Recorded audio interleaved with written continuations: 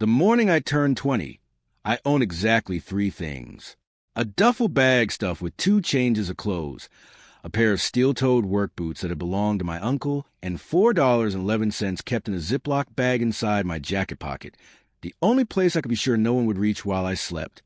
That was the inventory of my life. That was what 20 years on this earth had left me with. My name is Marcus Delray Webb. I grew up in Bridgewater, Louisiana, a port city about 30 miles east of New Orleans, in a neighborhood that pressed right up against the edge of the industrial harbor without ever quite belonging to it. Close enough to smell the diesel and rust. Close enough to hear the foghorns at 2 in the morning when the big container ships came in from the Gulf, but far enough from the actual water that none of us kids ever thought of the harbor as ours. The waterfront was for other people.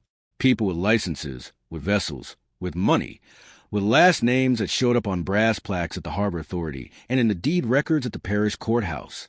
We were the people who unloaded their boats, who kept their machines running, who faded into the background of a waterfront economy that made other people rich and left the rest of us with bad knees and early mornings and a particular brand of pride that has nowhere to put itself. My mother, Clara Webb, had done her best. I want to say that clearly before any of what follows, because she deserves it said. She had worked double shifts at the Gulf Coast Seafood Cannery most of my childhood, leaving at 5 in the morning, back by 8 at night, smelling of brine and machinery, with just enough time to heat something on the stove and ask about my homework before she was too tired to keep her eyes open. She had raised me in that apartment on Delacroix Street through sheer force of will and a stubbornness that I am grateful every single day I inherited from her. She had kept the lights on and the rent paid and my school clothes clean in years when none of those things were certain, and she had done it without complaint and without asking anyone for anything she hadn't earned. But she had also remarried when I was 16.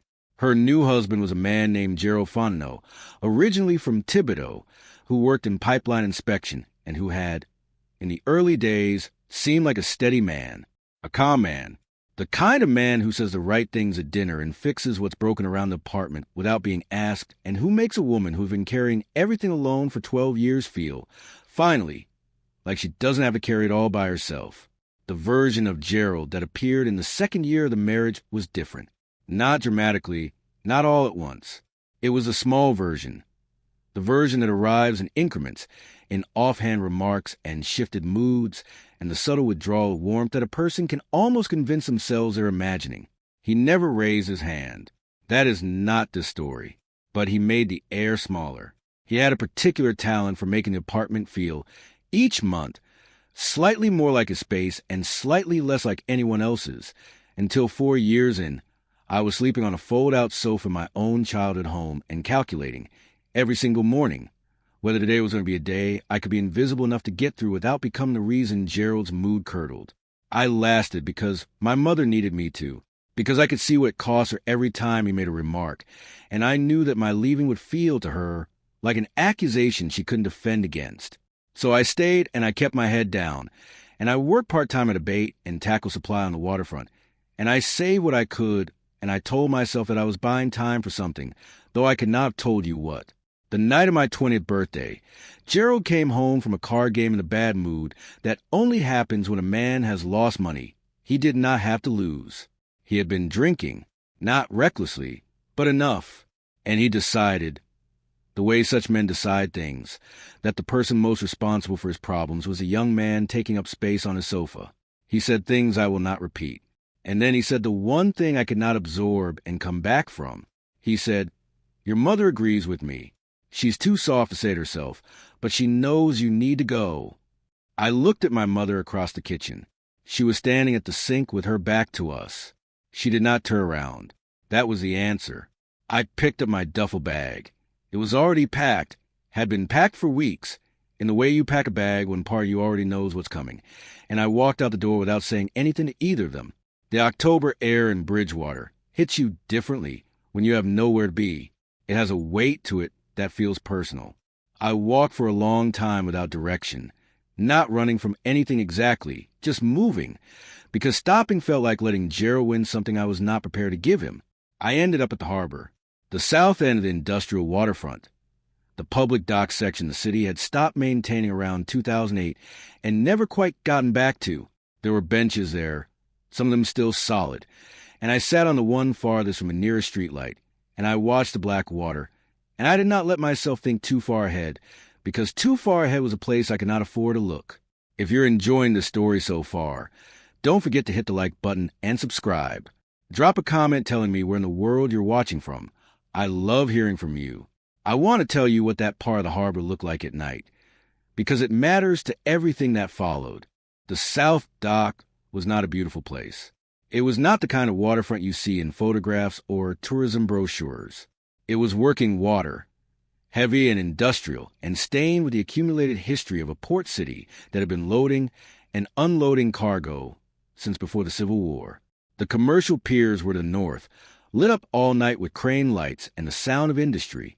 Down at the south end, it was older and quieter, a line of piers jutting into the water at irregular angles, some of them partially collapsed, the decking gray and soft in places. Corrugated metal sheds padlocked along the shore. A chain-link fence with 3 different locks on the gate, one of which had been cut years ago and never replaced.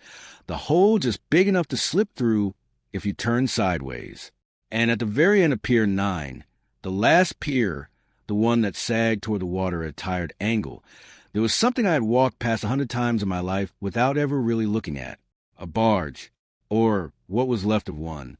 It sat low in the water on its port side, listing hard, the deck rail on that side nearly touching the surface. The hull was black with algae below the waterline, and a particular shade of orange that only comes from deep rust above it. The wheelhouse, a boxy enclosed structure on the forward end of the deck, had lost most of its windows. 2 openings were boarded over with plywood warped from decades of humidity. A third was covered with a piece of blue tarp tied at the corners with bungee cord, flapping slightly in the harbor breeze like something still trying to signal. The name on the hull was almost gone, the paint eaten down to suggestion of letters, but if you tilted your head and caught the light at the right angle, you could make out 2 words beneath the corrosion. St. Augustine. I sat and looked at it for a long time. I am not a man who believes in signs. I was not, that night, a boy who believed in much of anything at all.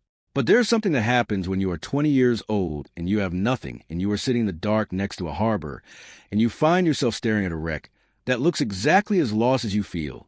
Something quiet and persistent that settles in the chest like a question that hasn't yet found its words.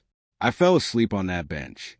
When I woke up, the sun was already orange over the eastern channel, and the morning gulls were working the water around the pier pilings, and the barge was still there, still listing, still waiting. And I had the first clear thought I'd had in 12 hours. Something about that barge was not right, not wrong in the way of danger, wrong in the way of something that doesn't add up, something that is being managed. I decided to stay. The man who controlled Pier 9 was named Aldous Marquetti, 67 years old.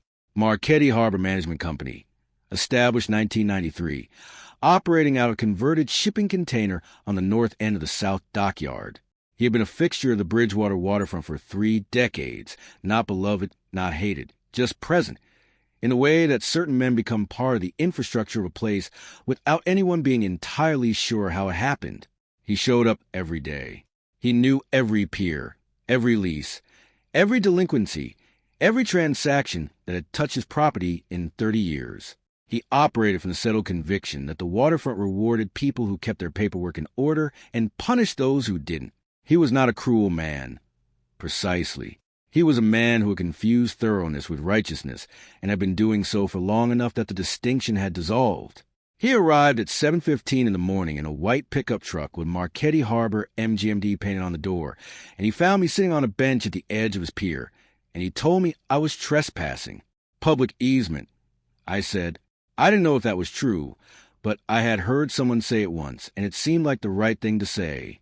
He looked at me with the squinted assessment of a man who has spent 40 years in Gulf Coast sun, and who does not waste time on people he has already categorized. Then his gaze moved to the St. Augustine, and something happened behind his eyes. Quick, managed, gone almost before it registered. That's not for sale, he said. I had not asked if it was for sale. What's wrong with it? I asked. Everything. Environmental liability. Can't be moved without a marine contractor and a permit that'd cost 10 times what the hull is worth. Forget it. He walked toward his office without waiting for a response. I stayed on the bench. A man who is truly uninterested in something does not volunteer that it isn't for sale. He was steering me away from a subject before I'd gotten close enough to ask the right questions. I had grown up watching men talk about things the way you press a hand against a wound. Not to deceive exactly, but to keep the damage from being visible. Marquetti was covering something about that barge, and he had been covering it for long enough that the covering had become automatic. Over the next 3 days, I learned everything the public record would tell me. The Bridgewater Public Library had a microfilm archive of the Courier going back to 1952. I spent 2 full afternoons there, working backward through harbor notices and business filings. The St. Augustine appeared in the records in 1971, a harbor registry filing listing the vessel as a commercial inland freight barge, registration number LA 7741 BW, owner Delacroix Gulf Freight, Incorporated. A 1984 article on commercial barge traffic mentioned the vessel in passing. Then nothing for 25 years, until a 2009 item in the delinquent property section of the city notices. The 2009 notice listed the St. Augustine as having outstanding harbor fees and unpaid municipal mortgage assessments under Bridgewater Harbor Ordinance 44B. The assessed owner, Delacroix Gulf Freight Incorporated, dissolved 1991. Delacroix, the name of my street, the street where I had grown up. I went to the parish courthouse the next morning. The records clerk, a woman named Dolores who had been there long enough to know where everything was and to be entirely unimpressed by people who wanted to find it, located 3 filings on Delacroix Gulf Freight, a business registration from 1968, a dissolution notice from 1991, and a lien transfer executed in 1994. The lien transfer recorded the outstanding harbor fees and municipal assessments associated with the St. Augustine being transferred from Delacroix Gulf Freight, Incorporated, dissolved, to the estate of one Arthur James Webb. I stood at that records counter for a long time without speaking. Arthur James Webb, my grandfather. I need to tell you about my grandfather, because without understanding him, nothing that follows makes the sense it deserves to make. Arthur James Webb was born in 1931 in Bridgewater, the son of levee labor and a woman who took in laundry, and he had spent his entire life within 30 miles of the spot where he entered the world. He had worked on the water from the age of 15, first as a deckhand on commercial tugs, then as a pilot on the lower Chafalaya, then eventually building his own small freight operation that ran cargo between the Gulf Coast ports and the inland river terminals.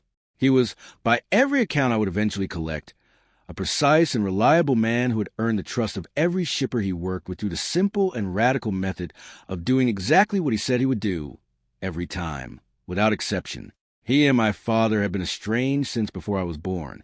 The reasons were never explained to me in full, only in fragments and silences, and in particular non-answers adults give children when the truth is too complicated or too painful to simplify. What I knew was that he had worked on the water, that something had gone wrong in his business, and that he had died in 2007 when I was 7 years old without ever having met me. Now I was standing in a parish records office with his name on a document connected to a barge I had spent the night beside. I went back to Marquetti the next morning with the lien transfer in my hand. He looked at the document, and I watched the calculation happen behind his eyes, fast, disciplined. The calculation of a man who has been managing a complicated situation for a long time, and who is now assessing a new variable that just walked through his door. The lien transferred to my grandfather's estate. I said, he died in 2007 without a will. Intestate succession under Louisiana law means his estate passed to his heirs. I have standing to make a claim. None of that was fully worked out legally. I had done my best with what I could find at the library, but I said it steadily, because steadiness was the only resource I had. Marquetti was quiet for a moment. You're Arthur Webb's grandson, he said. Not a question. I am. He turned away and looked out the small window at the harbor, at the barge. Your grandfather, he said slowly, was a good man who trusted some people he shouldn't have. That vessel has been sitting at this pier for 30 years because nobody has had the money, the legal standing, or the will to do anything with it. He paused. The accumulated fees are substantial. Give me a number, I said. He named a figure that was more money than I had ever held in my hands. 30 years of harbor fees, late penalties, municipal assessments under the Delinquent Property Ordinance. However, he said, and there it was, that word that changes a sentence. The Harbor Ordinance provides a settlement mechanism. Outstanding vessel fees can be resolved by a cash payment representing the assessed value of the vessel if the claimant demonstrates legal standing as heir and signs a liability waiver. What's the vessel assessed at? He looked at his papers for a moment that was slightly too long. $4, he said. I stared at him. The most recent assessment set the value at $4 due to the vessel's condition and the remediation costs required before it can be moved. Harbor fees are waived upon settlement under the liability transfer provision. He slid a form across the desk. I looked at it. I looked at him. I looked through the window at the St. Augustine, low and listing and waiting. I thought about my grandfather, who had worked this water and built something from nothing and whose name was on a document in a parish records office that nobody had looked at in 30 years. I reached into my Ziploc bag and counted out $4. Marquetti took the money. He handed me a receipt and a key on a corroded ring, small, the kind that opens a specific, particular thing. She's yours, he said. His voice was flat, but his eyes were doing something complicated, something that would take me months to understand. 60 days to remove her from the pier or bring her into compliance, he added. Otherwise, assessments resume. Those are the ordinance terms. I nodded and walked out with a $4 receipt and a key to a sinking barge. Behind me, I heard Marquetti pick up a phone. I was back at the pier by noon. The key turned in the wheelhouse lock with resistance, the groan of metal that hasn't moved in years. But it turned. The door swung open on shrieking hinges, and the smell that came out was everything I expected. Trapped air, river water, diesel residue, the sharpness of corroded metal, and then underneath all of it, something that didn't match. Something dry, papery, something that belonged to a different category entirely from the rest. The wheelhouse was small, a fixed bench along the back wall, a dead helm console, 2 boarded windows, the tarp-covered third. The floor was warped but held weight. I went through every inch of it that first day. I found rope that had turned to fiber, a corroded lantern, a tackle box empty of everything but rust. Nothing. On the second day, I found the cargo hold hatch. It was on the main deck, aft of the wheelhouse, a heavy steel plate, flush with the decking, with a recessed ring handle. The hatch was locked with a mechanism that required a second, smaller key, one that was not on the ring Marquetti had given me. I sat with that for a long time. Marquetti had given me the key to the wheelhouse. He had not given me the key to the hold. A man as precise as Aldous Marquetti, a man who maintained 30 years of harbor records and knew every detail of every delinquent account on his pier, did not forget keys. I borrowed tools from a man named Pete Trosclair, who ran a boat repair yard 3 piers north. He was a compact, weather-darkened man in his 60s who had been on the Bridgewater waterfront his entire working life. When I told him what I was doing, he looked at me for a long moment. Arthur Webb's grandson, he said. You knew him? I asked. Worked alongside him for 11 years. Best hand on the lower Atchafalaya, in his time. Knew the river the way some men know scripture. Not just where it goes, but why. He handed me a pry bar. Be careful in that hold. Why careful specifically? Your grandfather was a careful man. Whatever he put down there, he put there for a reason. Don't be so in a hurry to find it that you forget to understand it. On the third day, the hatch came open. The hold was dry. That was the first impossible thing. The barge listed 15 degrees to port, its hull corroded below the waterline. Sitting in a tidal harbor for 3 decades, the hold should have been full of standing water, should have smelled of rot and salt intrusion, should have been a cavity of decay. Instead, the air that came up through the open hatch was cool and still and dry, as if the space had been sealed with intention rather than simply closed and forgotten. I climbed down the metal rungs into the hold. It was 20 feet long, 12 feet wide, 6 feet of headroom, metal walls ribbed with structural framing, in better condition than anything on the vessel's surface. And along both walls, Arranged with a care that was unmistakably deliberate were wooden crates, 8 of them, sealed with metal banding that had not corroded, each one lined, I would discover, with moisture-absorbing desiccant material that had kept the interior dry while the harbor pressed against the hull from every direction. My grandfather had engineered this. He had prepared these crates to survive 30 years of waiting. I opened the nearest one with the pry bar. Inside, wrapped first in oilcloth and then in heavy waterproof plastic sheeting, were documents, bound ledgers, manila folders, a metal box with a combination lock. I lifted out the first ledger and read the cover. Delacroix Gulf Freight Incorporated, General Accounts, 1968 to 1991. I sat down on the floor of my grandfather's hold, and I began to read.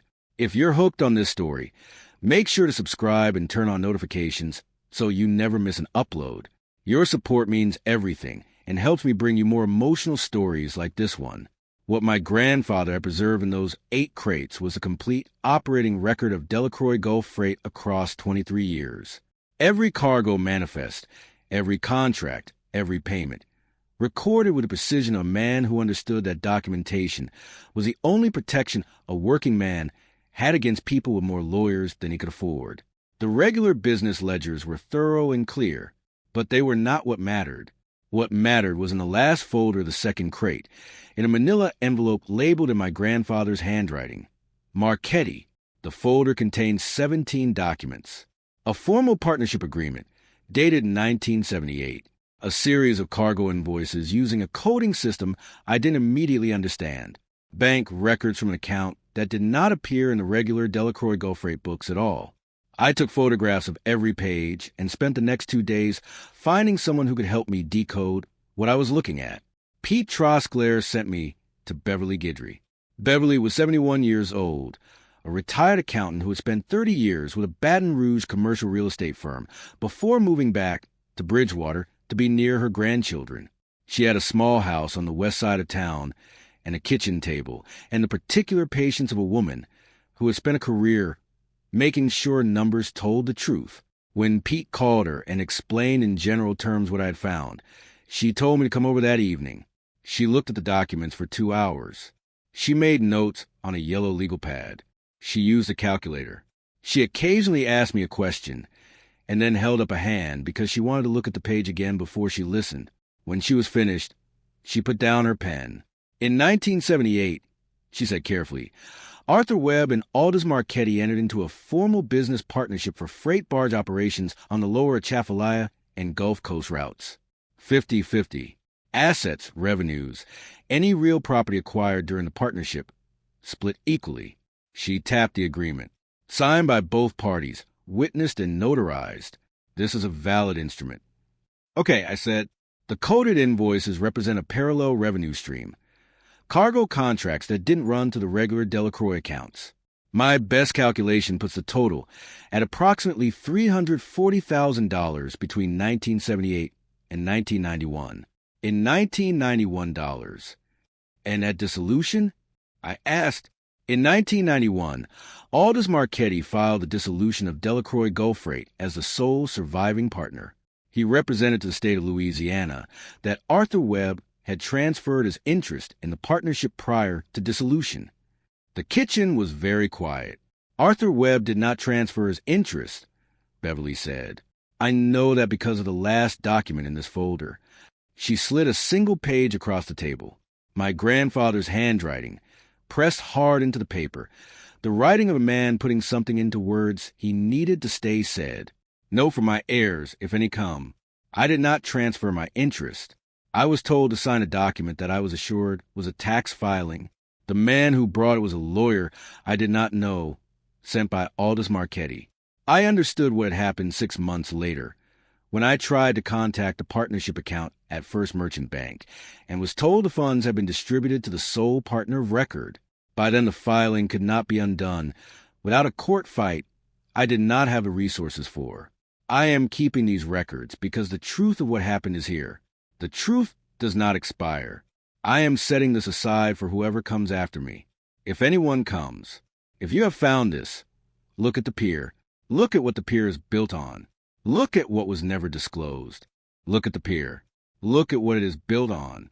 I read those lines until I had them memorized. Beverly leaned across the table. He's telling you to look at the property records for Pier 9 and the surrounding parcels. If the partnership acquired any real property interest during its operation, a leasehold, an access right, anything recorded, your grandfather's share should have been distributed at dissolution. If Marquetti filed as sole partner and retained those assets, that is fraud, and the trail is in the public record. The Bridgewater Harbor Authority kept records going back to 1955. Beverly had a contact there, Ines Delicombe, the harbor recorder, 26 years in the position, who agreed to pull the historical files on Pier 9. What Ines assembled over the following week was clear and damning. In 1980, the Delacroix Gulf Freight Partnership, both Arthur Webb and Aldous Marquetti listed as partners, had purchased a 50-year leasehold interest in Pier 9 and the adjacent shore parcel from the Bridgewater Harbor Authority. The purchase price was $22,000, paid as a lump sum. The leasehold ran from 1980 to 2030. It was recorded as partnership property, both names on the instrument. At the 1991 dissolution, Marquetti had retained the leasehold. He had filed as sole partner and conveyed the leasehold interest to Marquetti Harbor Management Company, his own private company, without any distribution to Arthur Webb. Arthur Webb's name had been removed from the instrument as if it had never been there. The Harbor Authority's current assessment of the leasehold for the remaining term, $890,000. Arthur Webb's undistributed share, $445,000. Plus, Beverly calculated, 32 years of statutory interest under Louisiana law. Marcus, Beverly said quietly, you need a real lawyer. I have $4, I said. You have a case that a competent attorney would take on contingency, she said evenly. Fraud in a partnership dissolution. Wrongful retention of a jointly acquired leasehold interest. Your grandfather documented everything with the precision of a man preparing for exactly this moment. The partnership agreement is signed and witnessed. The dissolution filing is demonstrably false. The leasehold conveyance is in the public record. She looked at me steadily. This is not a weak case. Beverly found me the lawyer that same week. His name was Desmond Arsenault, a descendant, it turned out, of the same notary who had witnessed the original 1978 partnership agreement. He practiced business litigation and property fraud in Baton Rouge. When Beverly sent him scans of the documents, he called her back within the hour. When can I meet the grandson, he said. Desmond came to Bridgewater on a Tuesday and sat in the cleaned-out hold of the St. Augustine for 3 hours. He went through every document twice. He asked precise questions. He said almost nothing that wasn't a question. When he was done, he straightened up and looked at me. This is one of the cleanest fraud cases I have seen in 20 years of practice, he said. Your grandfather documented the partnership, the dissolution, the asset transfer, and his own understanding of what had been done to him, all with precision I have rarely seen outside a lawyer's office. Under Louisiana law, the fraud claim does not prescribe because the concealment was active. Marquetti misrepresented the dissolution to the state and never disclosed a retained leasehold to your grandfather or his estate. The clock started running when you found these documents. What does the claim look like? I asked. Your grandfather's undistributed share of the leasehold at current assessed value, plus his share of the parallel partnership revenues, with statutory interest from 1991. He paused. At conservative calculation, and I am being conservative, you are looking at somewhere between $600,000 and $900,000 in total recovery. The hold was very quiet. Water moved against the hull with its slow, patient sound. I'll take it on contingency, Desmond said. 30%. No fee unless we win. I nodded. My throat had stopped working. One more thing, Desmond said. He looked at the crates, the oilcloth, the careful arrangement of everything. Your grandfather prepared this hold to preserve these records for 30 years. Marquetti has operated this pier the entire time. He signed the receipt when you bought the barge. He handed you the wheelhouse key. He paused. He knew what was in here. I know, I said. That means he made a choice, Desmond said quietly. Whether it was guilt or exhaustion or something else entirely, he chose to give you the key. That is going to matter in how this resolves. We filed a suit on a Thursday morning. The papers were served on Marquetti Harbor Management Company. The following Monday, Marquetti appeared at the pier that same afternoon. I was on the deck when I saw him coming down Pier 9. His walk was different from how I remembered it. Not the brisk, territorial stride of a man who owns the ground he walks on, but something slower. The walk of a man who had been thinking hard about something for a long time and has not arrived anywhere comfortable. He stopped at the gangway and looked up at me. "Can I come aboard?" he said. In all our interactions, Marquetti had not once asked permission for anything. The question surprised me enough that I answered before I had time to consider it. "Yes," I said. He came aboard carefully, testing each step. He was 67 years old, and the St. Augustine's deck was not level. He made it to the center and stood there, looking around at the work I had done. The debris cleared, the wheelhouse windows replaced, the worst of the deck plating treated and primed. "You've done considerable work," he said. "I had motivation," I said. He nodded. He turned toward the water. The October afternoon was doing what October light does in southern Louisiana, going gold and sideways, softening the edges of everything it touched. "Your grandfather," Marquetti said, "was the most honest man I ever did business with. In 31 years on this waterfront, I have never been able to say that about anyone else." He was quiet for a moment. "That is not an excuse for what I did. I need you to understand I'm not presenting it as one." I waited. In 1991, my business was in serious difficulty. I had taken on debts I could not service, and I was looking at the partnership assets as the only way to stabilize my position. I told myself it was a loan, a temporary adjustment, a matter of months. I told myself that because it was easier than acknowledging that I was taking something that was not mine. He was still looking at the water. He came to me the following year. He had figured it out. He laid out very calmly the way Arthur Webb did everything, and he told me he knew exactly what had happened. He said he was not going to pursue it in court because he didn't have the resources for that kind of fight, and he'd seen what legal fights did to men who couldn't afford to lose. And then he said something I have thought about every year since. Marquetti turned and looked at me directly.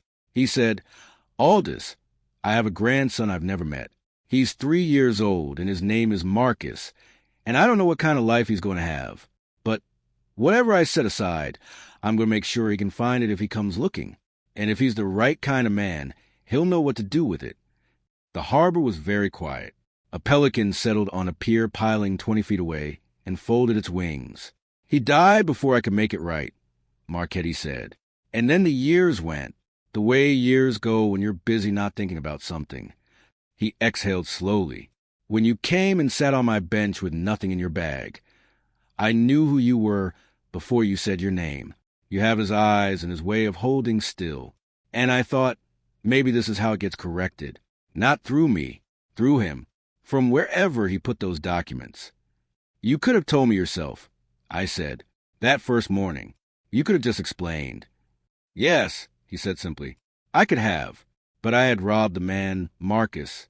I didn't think I had the right to be the one to give it back. I thought he deserved to give it back himself." He nodded toward the hold hatch. In his own way, I stood there for a long time, feeling the full weight of it. Not just what had been taken, but what it cost my grandfather to stay patient with it, to document it carefully, to seal it against the years and trust that someone would come. My lawyer filed Thursday. I said, "I know. I received the papers." He reached into his jacket and produced an envelope. His attorney's response. He set it on the deck rail, without opening it. "My lawyer wants to contest. He thinks there are limitation arguments." He looked at the envelope. "I'm not going to contest it." "Marquetti, I've been carrying this for 30 years, he said quietly. "That is enough." He met my eyes. "Whatever your lawyer calculates I owe, I will make it right. I don't need a court to tell me what's right. I have known what was right since 1992. We stood on the deck of my grandfather's barge as the October sun went down over the Bridgewater waterfront, and neither of us said anything, because there was nothing left to say that the harbor didn't already know. The settlement was reached 4 months later. Marquetti did not contest. His accountant and Desmond worked through the calculations together. The final figure, after Desmond's contingency fee, left me with $612,000. Clean, settled, final. I want to be honest about what I felt when Desmond told me that number, because what I felt was not triumph, not the clean relief of a problem solved. What I felt was a particular weight of understanding that every dollar that number represented my grandfather's labor, his honesty, his patience, his 30-year faith that someone would come and that they would know what to find.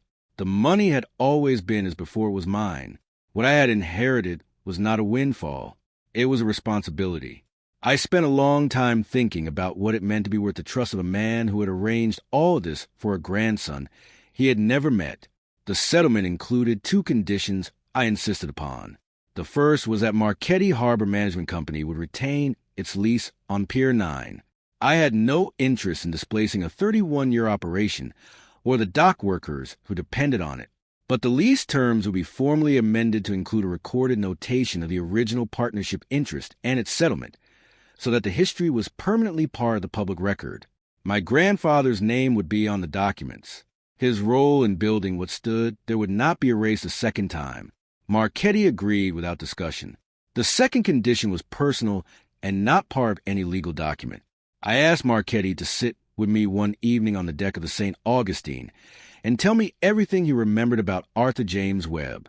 His voice, his habits, his knowledge of the river, what he valued, how he carried himself, the things a grandson should know and doesn't.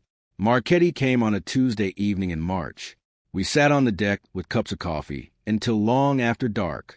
He told me about a man who could read a river current by the color of the surface, who had taught himself celestial navigation from a library manual in 1963 and read it 3 times cover to cover, who had come to the Bridgewater waterfront in 1965 with nothing and built a freight operation from sheer reliability, the conviction that if you said you would do something, you did it every time without exception, regardless of what it cost you, who had shaken hands on deals and never broken one.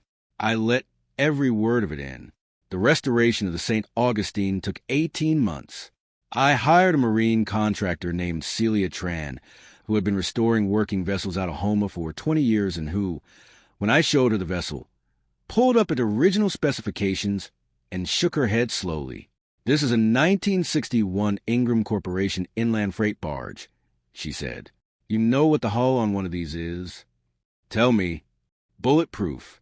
Half-inch steel plate. Ingram built these things to run the Mississippi for 50 years without apology." She looked at the waterline. "This one hasn't been maintained, but the bones are there. We corrected the list first. The port ballast tanks have been slowly taking on water for years, and pumping them out and resealing the hull below the waterline was 6 weeks of work. When the St. Augustine sat level in the water for the first time in 3 decades, I stood on the pier and looked at it without saying anything. Pete Trosclair came and stood beside me. "Your grandfather would have liked that," he said. "He told you about me?" I said, "Not a question. Not directly.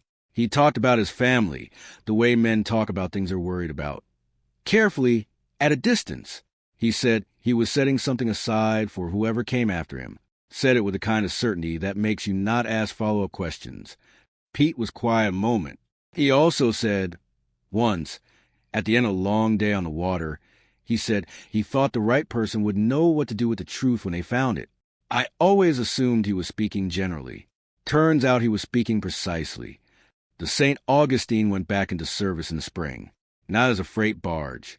The economics of that market had shifted too much in the decades since my grandfather worked it, but as something that, in retrospect, felt more fitting than any freight contract could have been. I partnered with an organization called the Gulf Coast Maritime Heritage Foundation to operate the vessel as a working maritime education program. Every week from April through October, the St. Augustine took 12 students out onto the lower Chafalaya and the Gulf Coast inlets, navigation, marine mechanics, the history of the working harbor, the ecology of the estuary, real skills taught on a real vessel by people who had learned them by doing them. The students who came aboard were from neighborhoods like the one I had grown up in, children of dock workers and cannery workers, And people would live near the water their whole lives without ever being told that the water could belong to them too. Children who had been taught, by the invisible curriculum of their circumstances, that certain knowledge and certain futures were for other people. I taught them to read a current. My grandfather had taught himself from library manuals. I pass it forward the only way that means anything, by showing up, by being specific, by treating every question as worth answering completely. My mother came to the harbor the first morning the St. Augustine went out under her own power. I had not told her about any of it until the settlement was final, when I sat across from her at the kitchen table on Delacroix Street. Gerald was gone by then, had left the previous year in the quiet way such men leave when the patient around them is finally fully exhausted, and I laid it all out from the beginning, from the bench, and the $4 and the key and the hold. She was quiet for a long time. Then she said, "He knew you'd come, didn't he? Your grandfather." "He did," I said. She pressed her hand flat on the table. "He never talked to me about Arthur. Your father made sure of that. But I always felt, from the little things that slipped out over the years, that he was a man who understood something most people don't. That patience isn't the same as waiting. Waiting is passive. What he did was active. He was arranging something to be found." "Yes," I said, "that's exactly what it was." She stood on the pier that first morning and watched the St. Augustine move out into the main channel. The hull dark blue now. Celia's choice of paint, and the right one. The deck level and solid. The wheelhouse windows clear. The name on the bow repainted in clean white letters. St. Augustine. And below it, smaller, added at my instruction during the restoration. In memory of Arthur James Webb, 1931 to 2007. My mother read those words from the pier, and she did not say anything. She did not have to. I think about my grandfather most often in the early mornings, when the light comes up over the eastern channel, and the harbor is still, and the water moves with the tide, indifferent and patient, and full of everything it has been given to hold. He came to this waterfront in 1965 with nothing. He built something honest from nothing. He was cheated out of what he built. Not violently, not dramatically, just through paperwork and silence and the slow institutional cruelty of a system that protects the man who files correctly and has no mechanism for the man who simply worked. And he did not collapse, and he did not turn bitter, and he did not decide the story was over. He sat down in his careful way, and he documented the truth, and he sealed it against the water and the years, and he trusted, across the impossible distance of time and death and everything that can happen to a family, that someone would come. He did not know it would take 30 years. He did not know the person who came would be a 20-year-old with $4 and a duffel bag and no map for what followed. He only knew the one thing that mattered, that truth, properly preserved, outlasts the people who bury it. I am 23 now. I run a maritime education program out of a restored 1961 Ingram freight barge on the Bridgewater waterfront. I have an apartment 2 blocks from the harbor, my own lease, my own door that opens when I want it to. I have a crew of 3. Pete Trosclair's nephew, who can already read the lower Chaffalia better than most grown men. Celia Tran's lead mechanic, who has forgotten more about marine engines than I will ever know. And Beverly Guidry, who came out of retirement to run our books. Because, as she puts it, someone has to make sure the numbers tell the truth this time. Aldous Marquetti came to the pier last October. He is 70 now. Moving with a cane, he carries with the careful dignity of a man still making his peace with needing it. He watched the students boarding the St. Augustine for a morning trip. Their voices loud and specific in the way of people who are genuinely interested in something. I walked over to him. "Thank you for the key," I said. He looked at me. Then he nodded once very slightly. "Your grandfather would have been proud," he said. I thought about a man who arranged the truth to be found by someone he would never meet, across 30 years of harbor water and seal crates and corroded locks, who trusted, with the certainty of a man who knows the river, that the right hands would find the right box and know what to do with what was inside. "I think he already is," I said. The St. Augustine moved out through the channel that morning in the gold October light, carrying 12 teenagers from neighborhoods where the water had never been theirs, where the harbor had always been background, never destination. I stood on the deck and watched the pier fall away behind us. The water was everything, wide and gray and patient, and moving always toward something, even when you could not yet see what it was. My grandfather had known. He had left a key. He had left a truth sealed against the years and trusted that the one who came for it will be the right kind of man. I am trying every day to be worth that. Thank you so much for watching until the end. If you loved this story, check out the other videos on your screen now. I think you'll really enjoy them. And don't forget to subscribe if you haven't already. See you in the next story.